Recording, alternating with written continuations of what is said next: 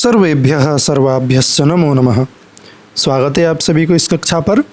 तो संस्कृत साधना SAADHANA है ना, SAA वाला जो साधना, तो वहाँ पर इस चैनल पर हम संस्कृत CVT UG के लिए छंद के बारे में पढ़ रहे थे, है ना। तो उसी क्रम में हमने कई सारे छंदों को पढ़ लिया है। तो अगला क्रम है उपजाति छंद का, है ना। तो उपजाति छंद को जानने के लिए इंद्रवज्रा और उपेंद्र वज्रा को जानना बहुत ही आवश्यक है। तो अगर आपने इंद्रवज्रा और उपेंद्र वज्रा की कक्षा जो है उसको देखा नहीं तो देखिए, फिर उसके बाद ही उपजाति छंद समझ में आएगा, ठीक है। तो शुरू करते हैं उपजाति छंद को। तो सबसे पहले तो क्या पूछा जाता है कि उपजाति छंद में कितने वर्ण या फिर अक्षर होते हैं। तो उपजाति छंद में 11 वर्ण या अक्षर होते हैं। यह 2025 में यह पूछा गया था, है ना। तो उपजाति छंद में कुल 11 अक्षर होते हैं। तो 4 पाद होते हैं, है ना। 11 11 11 फिर 11, टोटल 44 अक्षर, ठीक है ना। तो देखिए यहाँ पर एक लक्षण दिया गया है जहाँ पर 2 पाद है, 2 चरण, ठीक है।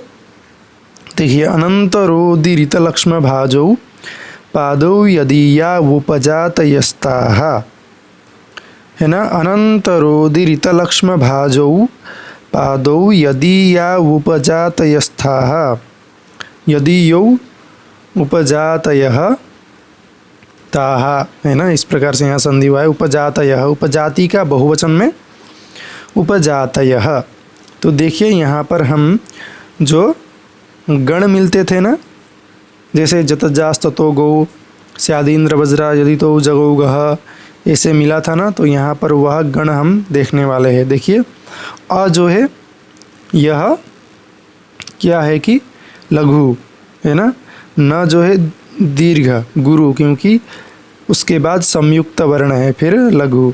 फिर रो जो है वह दीर्घ इसीलिए गुरु, फिर दी गुरु, है ना। री फिर लघु।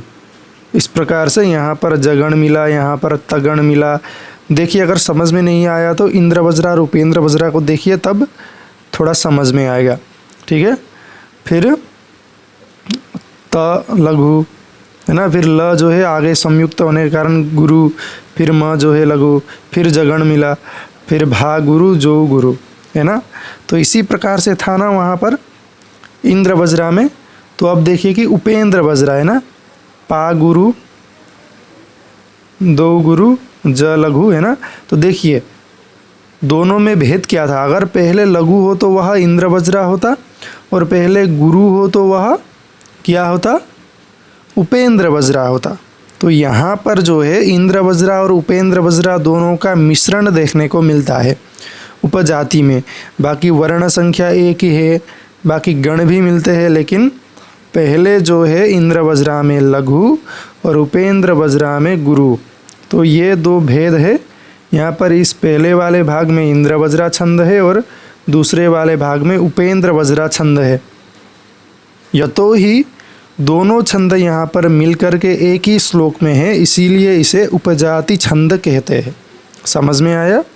जिस छंद का कोई 1, 2 या 3 चरण इंद्र वज्रा का और कोई 1, 2 या 3 चरण उपेंद्र वज्रा का हो तो ऐसे मिश्र छंद को उपजाति कहते हैं, है ना। इंद्र वज्रा और उपेंद्र वज्रा का मिश्रण ही उपजाति कहलाता है, ठीक है। तो देखिए यहाँ पर अस्त्युत्तरस्याम दिशि देवतात्मा अ यहाँ पर दीर्घ है, क्यों, क्योंकि उसके बाद संयुक्त अक्षर है। ही फिर लघु है, पू उकार दीर्घ होने के कारण फिर गुरु है ना। फिर स्थि लघु है, तो गुरु लघु गुरु लघु, ऐसे मिश्रण देखा गया ना। तो इसीलिए इसे उपजाति छंद कहते हैं, क्योंकि इंद्र वज्रा और उपेंद्र वज्रा का मिश्रण यहाँ पर देखने को मिला है। तो लक्षण भी कई बार पूछा जाता है, अनंतरोदीरित लक्ष्म भाजो पादो यदीया उपजातयस्ताः। फिर वर्ण पूछा जाता है, फिर उदाहरण भी कई बार पूछा जाता है। कैसे पूछा जाता है, अस्त्युत्तरस्याम दिशि देवतात्मा हिमालयो नाम नगाधिराजः पूर्वापरौ तोयनिधि वगाह्य स्थितः पृथिव्या इव मानदंडः, है ना, कितना सुंदर उदाहरण है।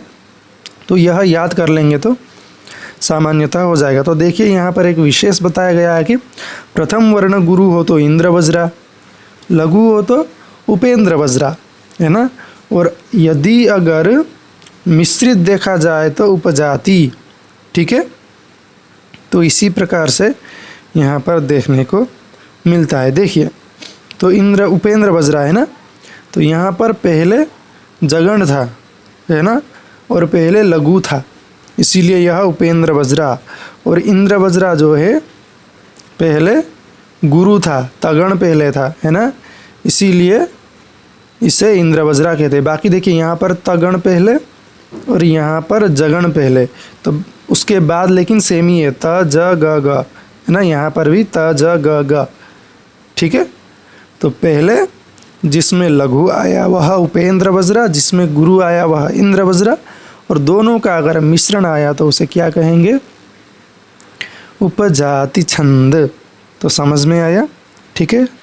तो इस कक्षा में इतना ही, मिलते हैं अगली कक्षा में, तब तक के लिए धन्यवाद। नमो नमः।